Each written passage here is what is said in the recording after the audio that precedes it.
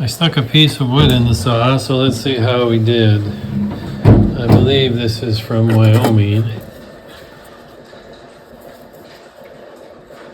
Although there's a tiny bit of color in there. Lots of fractures, typical wood. Well, I left room to take a couple slices, so we'll go ahead and do that. All right, let's see how this Mexican crazy lace turned out. Pretty cool. I'm hoping, oh yeah, more. Excellent. I'll take a few more slices off of that.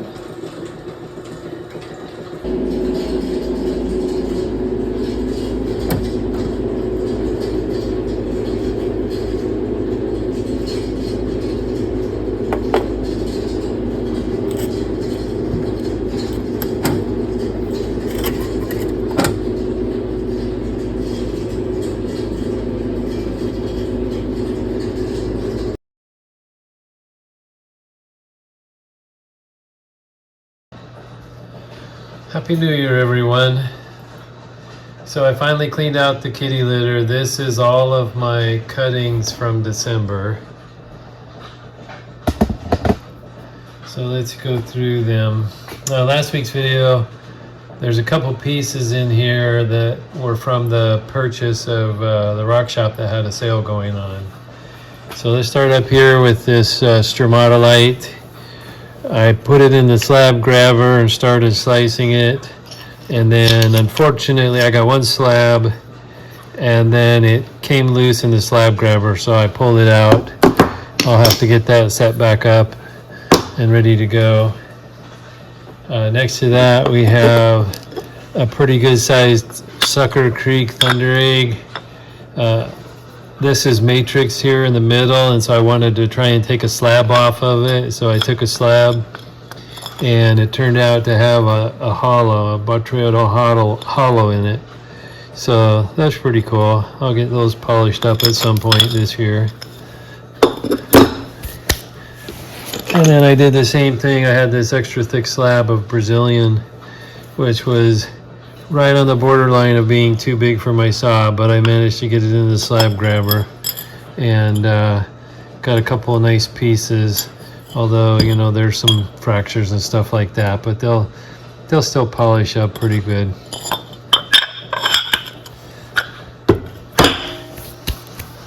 I managed to get some thunder eggs in the saw, the little saw. This one's all full of opal. Not sure if I'm going to do anything with that. Opal doesn't polish well on the high-speed sander. Now this was one of the items from the sale. I think this whole, cost me like $1, and turned out to be agate filled. So certainly worth $1 as far as I'm concerned. And then another of my bucket of Richardson's eggs. This is a triple. Turned out pretty decent. It's got agate through all 3 sections, so that'll polish up at some point. Now I started in the previous video, I started slabbing the end of this. There it is down here, and wasn't very happy with it, so I flipped it in the saw and started cutting it the other way, and the pattern did get better. This is polychrome Jasper, so that one is an improvement. Here's a couple different pieces of obsidian. There was a piece that I said was kind of chatoyant. Apparently I got a couple more slabs off of that. They're not showing extremely well. They're pretty much midnight lace, but they're pretty, not a lot of lace going through them. But if you catch them in the light just right, they have some chatoyancy, which is very unusual for obsidian. Then I had another chunk of obsidian that I would call silver sheen. You can see the bands running through it here.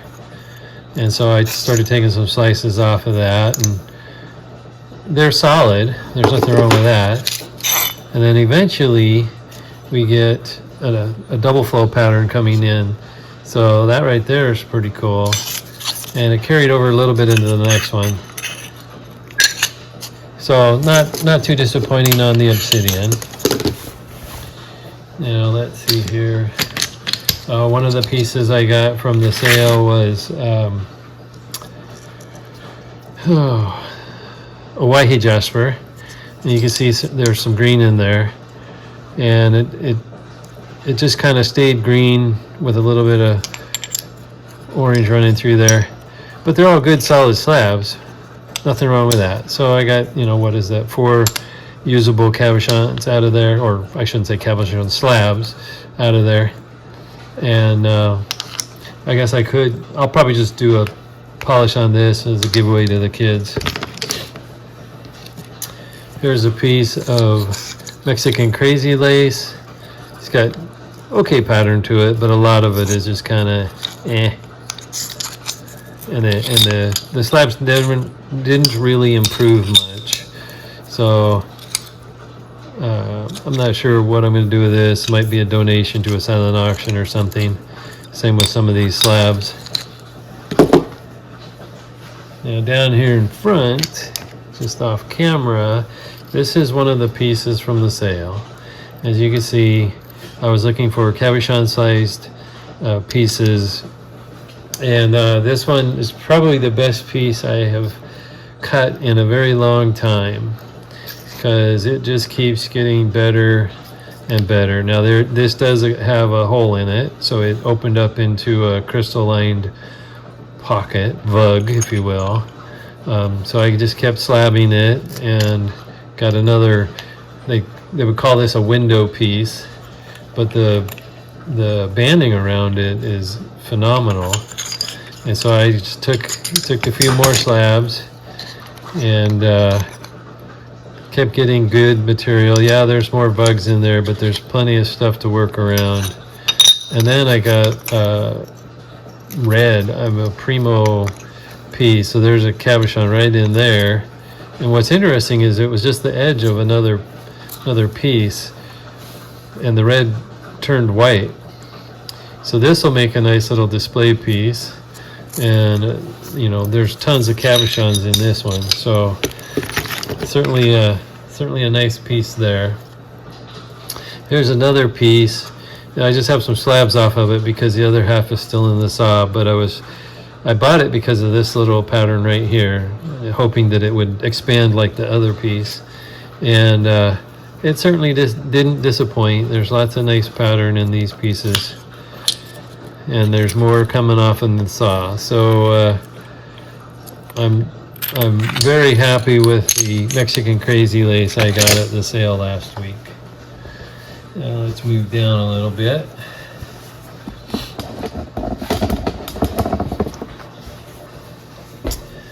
I also did some glue ups where I had small pieces and I glued them to pieces of wood, and then I finally got around to cutting them. And here's some, I guess you'd call it a Jasper. This is from Africa. I got from my dealer friend. I think I've shown a couple of her videos on my channel. This is a piece of moss agate. Might be Maury Mountain, hard to say. Got some nice reds going in through there. And this was the same thing. This was a glue up, so I got a couple extra slabs out of that. Here's some nice banded Jasper. I think this is from, it's either Brazil or Australia. I don't think it's Morocco. But I bought the stone at Richardson's and then slabbed it up, essentially. Now here's a dark piece of Montana agate. And you can see it's got some dendrites in it. Unfortunately, it's got a ton of fractures in it, so I'll have to dig real hard to get good cabochons out of there. Never know. This one's an extra thick one. Hard to say. But that was a glue up. Here's another glue up. Again, it broke on me. Not sure of the material, but it's got clear chalcedony with red pockets going through it. And I think there's some soft spots in there, so I'll have to be careful with that when I start cabbing this. There's another chunk of glue up. I'm not sure what this stuff is called. I don't think it's kaleidoscope or something like that, but it's still pretty cool stuff. So I went ahead and slabbed it up. Got a few usable pieces there. This was also a glue up. Now this is from Maury Mountain. It's a purple chalcedony, and as you can see, it's got some decent purple running in there. And this is from Maury Mountain, and I know that because I actually dug it. So this side is like a dark green moss, but then it turns purple. The dog's growling at me because I'm not playing with her.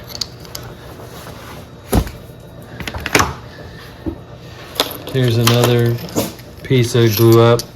It broke in as I was cutting it, but I believe this is from Morocco. It's got some pretty interesting patterns in there as well. So a couple little slabs off of that guy. There's a whole handful of little broken pieces. You don't need to go through those. I tried cutting one of the pieces of petrified wood. I thought this might be from Wyoming with the red in there. And as typical, it's got a bunch of fractures in it. So the slab started falling apart. And so I don't know, I stopped cutting it. I cut one extra thick slab. Maybe I'll polish as a giveaway to the kids or something, but it was typical disappointing petrified wood. Well, here's another glue up. I believe this is also from Morocco. So I ground down a little bit here and then glued it to a piece of wood, and I got 3 usable pieces out of it, although this one doesn't show much. You know, it's translucent stuff, but there's some fractures in there. But then I hit a spot, and I was like, oh, that's pretty cool. Well, the next slab, it opened up even more. So I'm hoping there's no big fractures running through there, because there's some decent cabs in there. And then the other side, which is an end piece, maybe, you know, there's a big valley right here, but on the either side, might be able to get something out of there. But this is definitely the primo piece out of the glue up.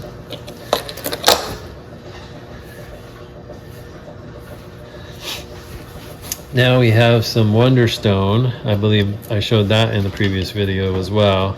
So I put it in the slab grabber and started slabbing it. And it's got really pretty decent usable pattern in there. But then there's a crack in it that I didn't know about. So the pieces started falling apart on me, which is okay. I mean, that's fine. There's still plenty of cabbable material, you know, and I got some decent slabs out of it. And then I decided to stop. See, there's a fracture right through there, but interestingly, it doesn't go through. So, you know, I can make this a display piece, do a high-speed sander polish on it, and then I still have a bunch of cabbable material. And then this piece of Brazilian was one of the ones I got at the sale as well. And I just took a couple slabs off of it. And of course, as typical, a couple pieces broke. But you know, that's still big enough to cut a cabochon out of. So I'm not too worried about that. And the other half, same thing, right? Now this does have a little hole in the center, but there's still plenty of usable material around the outside. And then this will make a nice display half, even though it has a crack right here. This will still clean up and take a good polish. And then let's see, oh, here's another glue up. This is Rocky Butte Jasper, and I was hoping to get, you know, a couple slabs off of it, which the color continued all the way through. There's a spot right there, but I can avoid that. And so yeah, there's some usable material there. Not disappointing with that. Now this piece, I can't remember how it fits together, but it showed amber, and I thought, oh, okay, I'll cut that off. Well, it turns out it's just carbonized wood. So not really anything useful. Although I may play with the experiment of soaking it in bleach to see if it takes out some of the carbonization coloring. I've heard that sometimes it will. So I might stick that in a tub of bleach and see what happens. Then there's a big chunk of petrified wood. I actually cut it on 2 angles to make a stand-up out of it. These are the cut pieces. And then as you can see, here's the stand-up. And they're showing some wood pattern in there a little bit. This needs to be wet. I thought I had done that. It's okay. It's got a little pocket here. Unfortunately, there's a crack that runs across here. So I'll have to maybe squirt some super glue in there and try and stabilize it. But otherwise, it'll make a stand-up. And then I think one more, this setup here. This was a piece of the Gary Green, also purchased from the sale. And so I just started slabbing it, and as you can tell, if I get it wet, it's nice dark green Jasper. So I got 3 or 4 slabs off of that. Yeah, there's some spots here and there that aren't going to be usable, but there's still plenty of usable material. And then I have this chunk. I can either polish it as a display piece or keep slabbing it, depending. So that's how I'm starting off my new year, going through this table full of slabs, and hopefully I'll continue to get some decent material next year. Once again, Happy New Year, everybody, and see you in 2025.